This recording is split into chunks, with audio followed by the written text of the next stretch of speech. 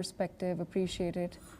Big developments taking place in Japan, but with that, we shift our focus to the Russia-Ukraine war.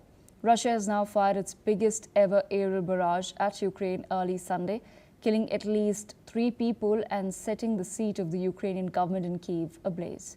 This marks the first time the government complex has been hit since the start of the war. The building is the home of Ukraine's cabinet, housing the offices of its ministers. This comes as the Ukrainian Air Force said that Russia launched at least 805 drones and 13 missiles between late Saturday and early Sunday, a new record. President Volodymyr Zelensky said emergency crews are working nationwide, describing the strikes as a deliberate crime and an attempt to prolong the war. Ukraine's foreign minister has also called the attacks a serious escalation. He urged allies to impose stricter sanctions on Russian energy revenues and to provide more air defense support. Kyiv's mayor has also reacted to the Russian attack. Listen in. Чергова атака. Два района у нас більше всього в місті постраждало.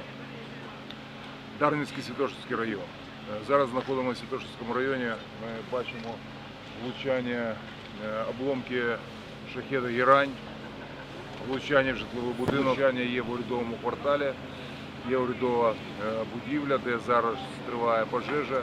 Також в Святошинському районі горять складські приміщення. Вертольотом ви чуєте, де зараз тушіння цієї пожежі. Пожежа на 2 поверхах, влучання дрона.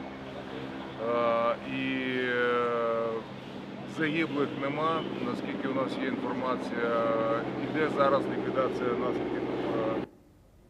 Elsewhere in Ukraine, Russian drone strikes have hit Odessa, injuring 3 people and damaging multiple buildings, including a 9-story residential block, a warehouse and a sports facility. Meanwhile, Russia has also said that it intercepted 69 Ukrainian drones overnight across multiple regions. Russia has shown no sign of halting its 3.5-year war, pushing hardline demands for ending the war, despite efforts by the United States to broker a peace deal. Major General Dr. Rajan Kochhar with us on the broadcast. He's a senior strategic and defense expert. Major General Rajan Kochhar, in your assessment, where do you see the war heading, at least for the next, few weeks? Thank you very much for inviting me to this discussion. I don't see any kind of a let-up from the Russian side, because if you hear what Putin had said 2 days back. He told the Ukraine that either you come onto the table and negotiate for a settlement or a ceasefire, or else you would face an immense destruction. So the pattern, what I'm seeing in the last 1 month, there has been an escalation, and especially civil areas are now being targeted. Earlier it was basically the military targets, but now we see there is a strategic element to the thinking of the Russians, and they want maximum pressure to be exerted on Ukraine to come on to the negotiating table.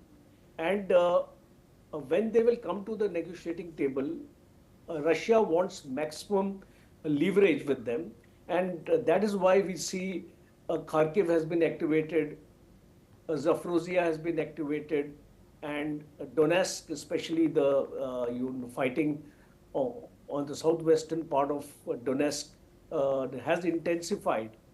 Russia already has around 20% of territory of Ukraine, and a few pockets of Donetsk are still yet to be captured. So I think the maximum fighting is going to take place in Kharkiv area, Donetsk area. And as far as the sustenance of the battle is concerned, I have no doubt in my mind that Russia has got enough of resources. They have a defense ecosystem available with them to sustain this war for another 1 year.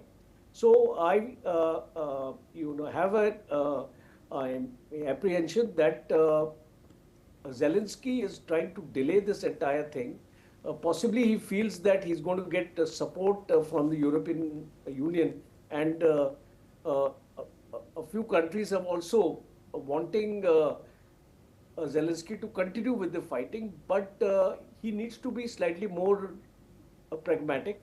He needs to see the writing on the wall because the United States is not going to sustain this war for long. Trump may say anything because Trump is also interested to bring a halt to this war, and there would be a point in time where Trump will also slow down his military hardware support to the Russians.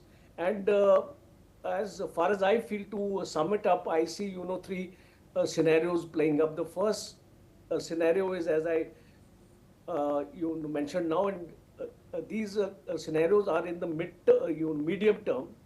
The most likely scenario is that there would be a continued attrition. It will be a protracted war, and heavy casualties we are going to see now. And the areas are going to be expanded by the Russian defense forces. They would also target Kyiv. They would also target Odessa, because that is one area ultimately the Russians want to take a hold of that.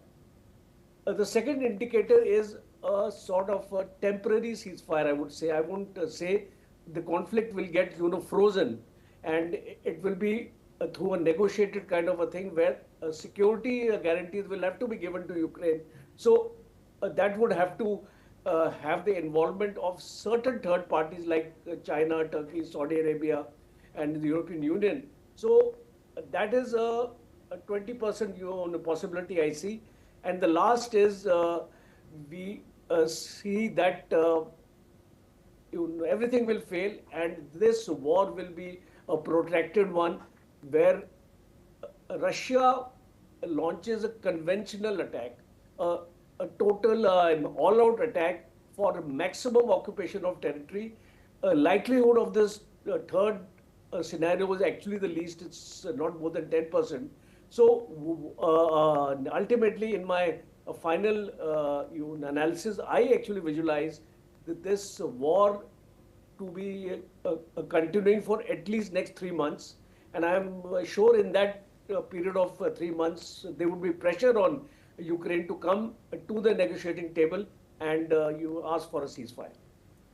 Right, absolutely. Thank you so much for joining us on NewsX World with that perspective.